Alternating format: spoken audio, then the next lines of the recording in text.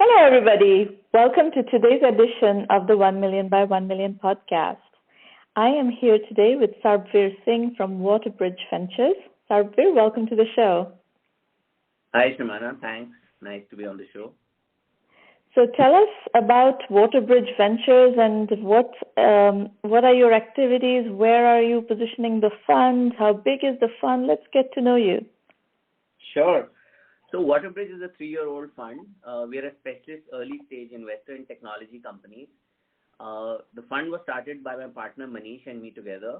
Our thesis is very straightforward. We believe that India is at the cusp of a major digital revolution in terms of access, in terms of devices, in terms of consumers getting used to digital ways of doing things. And finally, incomes are rising in the country. So we believe this is a great time to be an early-stage investor in India. We believe that technology will disrupt large industries, and that's what we really focus on. We focus on real sectors, financial services, education, logistics, healthcare, and we tend to be the first institutional investor in startups, and we help entrepreneurs on their journey at the very beginning. Okay. So let me double click down on a few points. What is the size of the fund, firstly? Our first fund is $30 million. We are almost 3/4 invested from the first fund. We've made 16 investments. We've had one exit, and we are sort of now thinking about what comes next. Okay. And what check sizes do you like to write? So we do 3 kinds of deals: seed, pre-Series A, and Series A. Our seed deals are anywhere between $200,000 to $400,000. Our pre-Series A deals tend to be anywhere between $700,000 to $1 million, and then our Series A checks are between $3 and $4 million. Okay, and how do you define, from a validation point of view, how do you define seed? How do you define pre-Series A? How do you define Series A? What are you looking for in terms of proof points and metrics in those specific cases? Sure. Yeah. So a seed deal is fairly straightforward. There, one of two things happen. Either the founder is somebody who has, either done it before or has a very clear point of view, and we share that point of view and we are willing to back him or her at that moment. More normally what happens is that it's an area that we are interested in, but we are not sure about the timing. So we want to start with a small check and see whether it develops or not. So those are the 2 kinds of seed deals that we do. Pre-Series A is more traditional. It's typically somebody who's raised some capital, who has some proof of concept, may not have a full team yet, but again, there's a shared vision and there's a conviction that they are on the right track. So those are more traditional. And then Series A is a clear situation where there is a proof of concept, there is a reasonable team in place, and there we are really providing capital to grow a concept which is proven.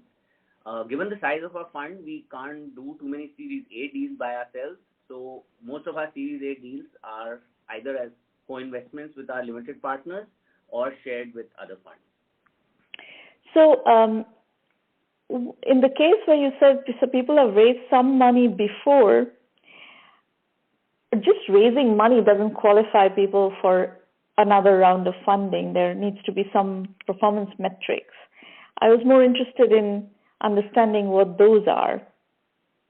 Yeah, absolutely. I mean, raising money is as you know, has very little meaning by itself. Yeah, I think exactly. what I meant was that in those situations, they have the resources to have, build something out there. So there's a real product. There are some real customers. In some cases, they may be paying customers. In B2C situations, they may not be paying, but we see high engagement with the initial cohort of customers.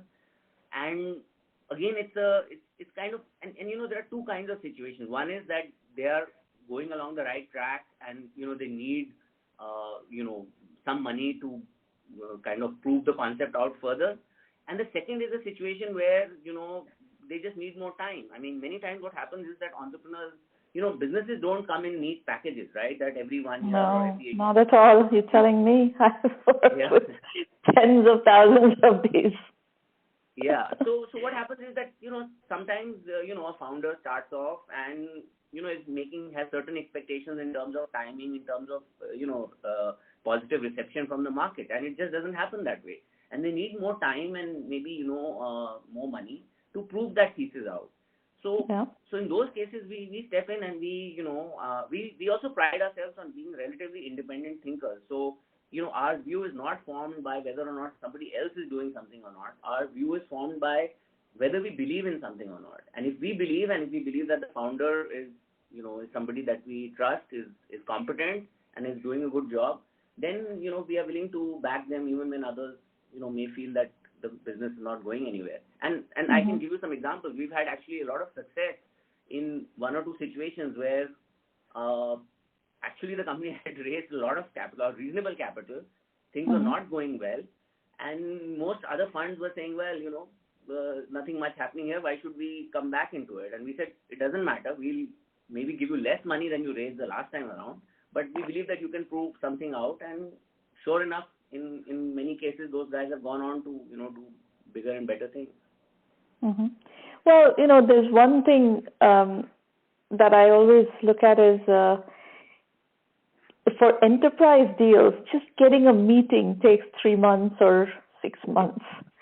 So those are really hard to validate in a very short time window. The runway required to often get to the real validate, even if you have something, just getting through that cycle of enterprise validation is a very lengthy process.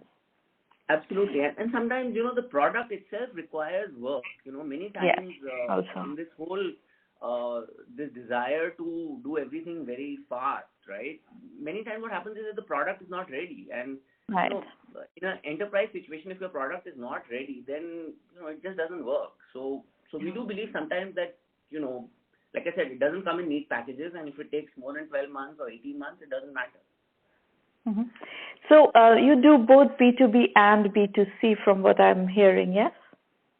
Yes, we do both. I would say about 3/4 of our deals are B2C and about 1/4 are B2B. But yeah, we look at both. I mean, our evaluation process is fairly straightforward. We focus on the founding team, the founder really, and we want to make sure that the founder has the competence, has a deep understanding of the problem, and the third thing is that we also believe in the problem. I think those are the 3 key issues for us, and if those are satisfied, then we are willing to learn a new sector or focus on a new sector and get there. Okay. So let's double click down on some of your companies that you have funded, and as you talk about them, talk about what situation were they in when you got involved, what stage and what did they have by way of proof points or thesis or whatever that you resonated with. And let's start with the one that you've already exited. Sure. Yeah, so the company that we've already exited is called Unacademy. It's a very successful business. It's continuing to grow very rapidly. Gaurav and Roman founded the company as a platform where they said that there are a lot of content creators in India, and there are a lot of people who want to access that content, but there is no platform for them to access it. And partly it was also their own story because, Gaurav had put some videos together on YouTube and he got, a fantastic response. And similarly, Roman is a very interesting guy. He was a doctor at AIIMS first, graduated from AIIMS, and then he was an IAS officer. So I think, when he put together some stuff on the civil services, that was also very well received. So I think they took the view that if our stuff is so well received, then there must be many other educators, whose stuff can be well received. We invested in them. It was actually the first check from our fund. It was a relatively small check for us. It was a early round where it was mostly high-profile angels and us. And our thought process was straightforward, that these guys had, both of them were very aggressive as well as had good understanding of what they were doing. They had actually put themselves out there. I mean, it takes something to leave the civil services and, start a business. They had the early metrics from their videos were very good. And at that stage, frankly, that's, all there was. There wasn't any revenue or any even proof points around other educators. I mean, those were starting to come when we met them. And of course, they actually, that business was kind of like a rocket ship. It scaled very rapidly. Several funds invested after us, Nexus, Sequoia. And, we ended up exiting in a series, I think it was Series C round, where we really felt that, we had done what we could, and at this stage we were just a financial investor in the business. I see. So you exited in 2 follow-on funding rounds. That's correct. We exited in 2 rounds after us, yeah. So I have 2 questions before we go to another example out of this example. So firstly, it sounds like you are okay with the media business model. Can you elaborate on that? Because there are a lot of discussion on this topic in the investor circles, and a lot of investors do not like the advertising business model at this point. So what is your analysis of that? So let me first explain that Unacademy doesn't have a advertising business model. Their business model actually, which is just starting now, is around subscriptions. So what they've done is, now that they have a deep body of content, they are saying that if you want access to the premium layer, then you have to pay for it. So it's a premium content. Yes, yeah. So it's a kind of, I guess, premium plus subscription model. I think from a media perspective, I have a background in the media business. My first VC experience was with a fund called Capital 18, which I founded with a media group, which is Network 18. And Network 18 was a partner in India for CNBC, CNN, and then we had a joint venture with Viacom. So I had, exposure to both news, entertainment, television, films, radio, and stuff like that. So, I mean, at least speaking for us, we do believe in I think it's very tough to say that you shouldn't believe in the media business model. I think the challenge is that you need a certain kind of scale and engagement, and the sort of structure of the industry has to be right for you to make money. And that's why I think a lot of people are concerned about advertising models. But I think the way it's working in the digital world is that, models, especially we look at, as much as we look towards the US, we also look towards China as inspiration for us. And there you can see that the business models are actually quite complicated. There is advertising, there may be some subscription, there may be some, games going on in some corner. So I think that's the kind of model we believe will work in India too, where you have to have a mix of yeah. That's my impression as well. The pure advertising business models are not venture scale opportunities. That is true, because just the size of the market is like that. Yeah. Okay. And the second question I had from your previous answer was, what is your analysis of the trend of small funds like yourselves who are doing the early stage investments exiting into the later rounds of financing? Do you see that as a trend happening a lot in the Indian ecosystem right now? Yeah, I think we look at it in 2 ways. It is definitely a trend. I think in the last 2 years, it is probably after the emergence of Reliance Jio, which brought along this access revolution in India. I think this is the second most important VC positive trend that is happening. It's partly driven, I think it's a global trend to some extent, because, when you have $100 billion funds for people like SoftBank, they act as a, almost like an exit vehicle, right? So instead of doing an IPO, you can SoftBank. Yeah, and when that happens, it goes down the chain, right? So other funds also then step in and say that, okay, we'll also, buy other, people lower in the cap table out. So I think it's a global trend. In India, it's a very important trend because, IPOs in India, even, tougher than they are anywhere else in the world. It just takes a long time. The domestic markets are not receptive to loss-making businesses. So I think IPOs are few. Even the domestic companies don't buy that much in terms of startups and stuff like that, although that's changing a bit. So I think secondary sales are a big part of exit opportunities. And again, we've, if you look at our fund and if you look at my partner Manish and me, we've been in this business for a long time. So we do understand the importance of looking at this business as, we have to look after the founders, but we also have to look after our investors. And yeah. Absolutely. And I think the lack of exit issue has plagued India for a long time. So the fact that these best practices are kind of settling in is a good thing. Otherwise, the market is going to get choked, right? Absolutely. The market is going to get choked. And we also believe that in the concept of a right size fund. Now, candidly, 30 million, was our first fund, and we just wanted to get it out there and, start investing rather than spending, 2-3 years trying to raise money. But I also believe that, in India, you cannot just apply the US model. So in the US, a $300 or $400 million fund is perhaps the right size, for an early stage fund. But in India, a $300 or $400 million fund is even today too large to just, do early stage. Because you have to return, 3 to 4 times that money. So we believe that somewhere in the, let's say, $70 to $100 million range is a good size for India, where you have to return 300-400 million. And if you do the math, you can still get by having outcomes which are, $300, $400, $500 million, rather than having to depend on this massive outcome of, billions of dollars, which, will be few and far between. So I think the timing of our fund, our experience suggests that we have to think about exits, and we have to think about the size of the fund. Because we believe that this business model of trying to always, have very large funds and make money off the fees is not a business model which is sustainable and will not last into the future. So we would rather back ourselves. We would, like to believe that we can, generate capital returns and, move in that direction rather than, just increasing the size of our fund.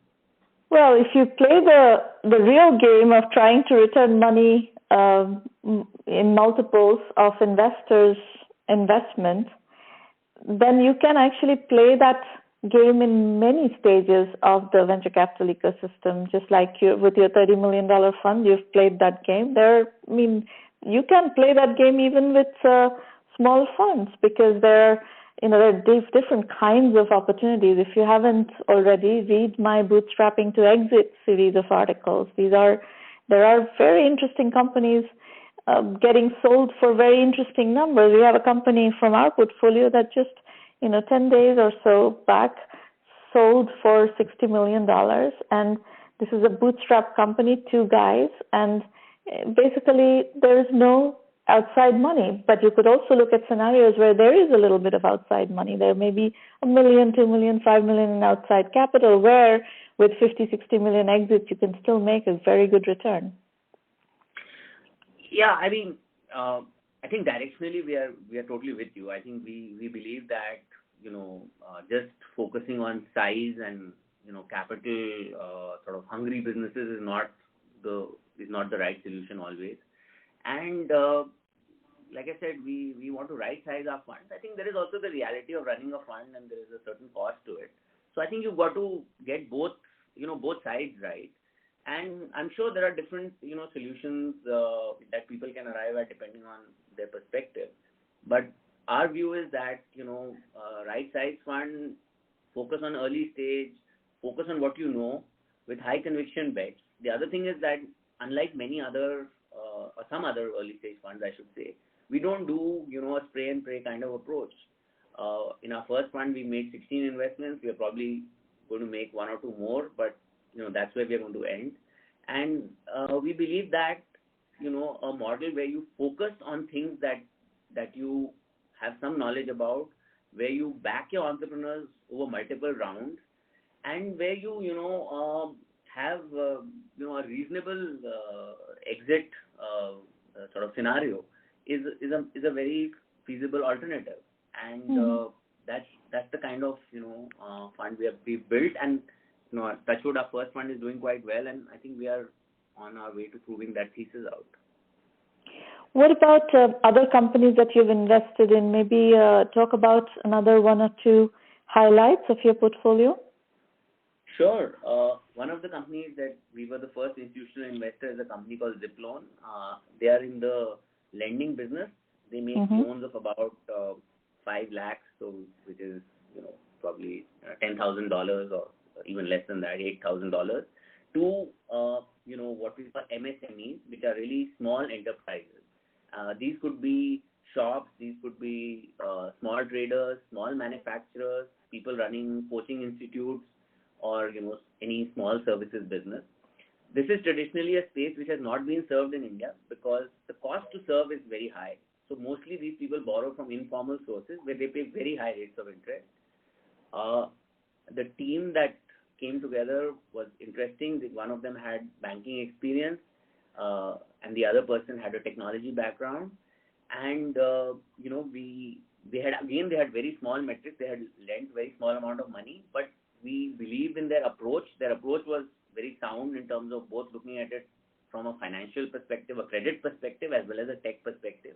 They had some interesting ideas on how they could evaluate credit in this segment. And, they had a 3-day proposition that they would give a loan in 3 days, which, they were sort of meeting. And, and we went in, and the business has scaled again tremendously. Matrix Partners did their Series A, and recently CEF did their Series B.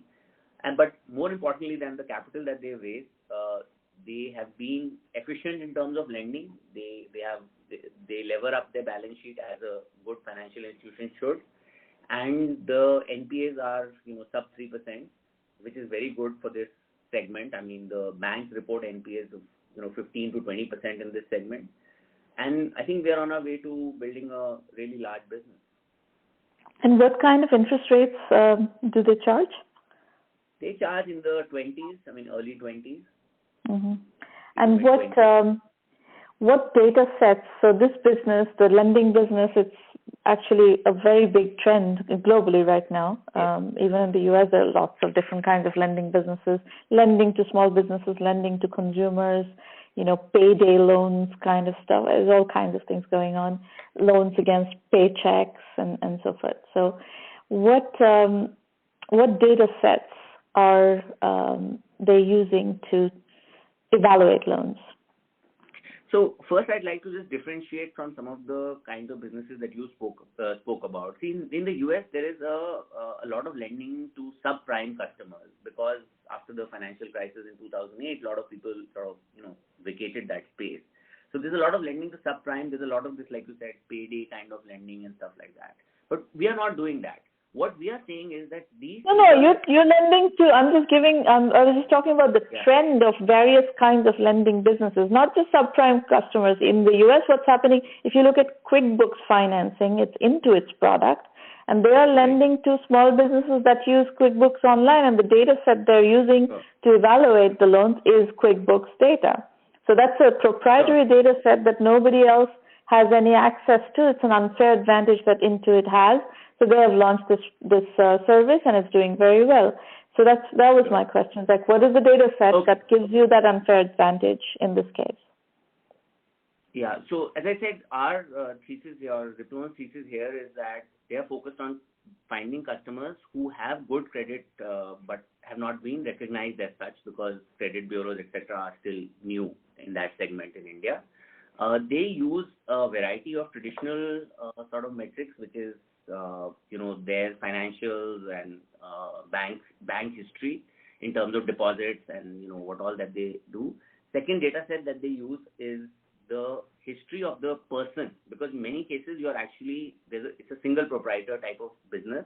So you see the history of that person using their SMS data as to what are the credits, what are their debits, what are their utility bill behavior, what is their sort of behavior in other financial transactions. And then we layer on top of that anything else that is available out there. And like, for instance, for a restaurant, it could be their rating history. It could be the reviews that they get. For coaching institutes, it could be, again, reviews. It could be the, history in terms of their number of students and stuff like that. So it's a bunch of, some things are fixed for everybody. And then there is, for different segments, they look at it in different ways and try to, evaluate those people. Okay. So what are the trends, like you said, that there are certain problems that you're interested in solving, that where you believe there are venture scale opportunities. Can you outline your version or your vision of what are some of these big problems that you are looking for entrepreneurs to solve? Sure. So I think there are I think the first thing we have to recognize is that India is not like a single homogeneous country. I think there are a variety of Indias that exist. There is an India of maybe 20 to 30 million people who are extremely well off, whose lifestyle could be compared with anywhere else in the world, and their tastes and expectations and aspirations are like those people. Then there is what is loosely called a middle class in India, which is the next maybe 150 million people. And then there's another 300 million people who are doing something, and then there are 500 million who are really poor. So I think we believe that you have to look at these segments in different ways and address their sort of opportunities in different ways. Let me give you a simple example, like the concept of time. For the people who are relatively well off, the concept of time is that they want to save time. So they want to buy things quickly. They want to have services which are available on in an instant, on a click, and stuff like that. So which is very similar to what I guess people like them do everywhere in the world. Then there is a bunch of people for whom saving time is not really the key issue. Their main issue is to spend time. Now these people are for instance, let me give you a very typical example of ShareChat, which is not one of our investments. But, they came up on this idea of saying that people want to share things on WhatsApp. So we should give them a place from where they can get that content and share that. Now, this is not a business which would, make sense to most people. But in the Indian context, when you think that they want to spend time, it makes sense. Casual games is another area where, we are seeing the emergence of... entertainment businesses, basically. Yeah. So I think video on demand, all of those things, these things are what I consider in the spending time category. So we believe that there is a saving time opportunity, there is a spending time, opportunity as well. Second area that we believe is very interesting and is sort of coming up, which people have been talking about, is as this new India emerges, right? The next 200-300 million people are coming online or have come online, but still their activity levels are not as high. These people need a different type of approach and handling than the first, 20 or 50 million people. Here, you could, these people are, many times for them, video is far more effective than any other medium. They use voice for search, YouTube is a big deal for them. So there are opportunities where you can use video to communicate, to, provide solutions where, text would be a normal solution. So that's a second, type of business that we are interested. Third business which we are interested in is what we call thin businesses. Now, what I mean by that is traditionally in India in the last, let's say, decade, full stack businesses are businesses that have worked. What I mean by that is that if you look at Amazon in India, not only does it sell stuff, it delivers stuff, it, provides, gives you financing, everything. Now, other approach to that is to say that now there are already people who are used to buying stuff online, who are used to, working online. These people have high income. And what can we do to build, more sort of services and products for them, which are, which they'll pay for and stuff like that. So we believe that there is an opportunity in that segment as well. So, these are some themes that we look at. But as I said to you before, our focus is very much founder-driven as opposed to theme-driven.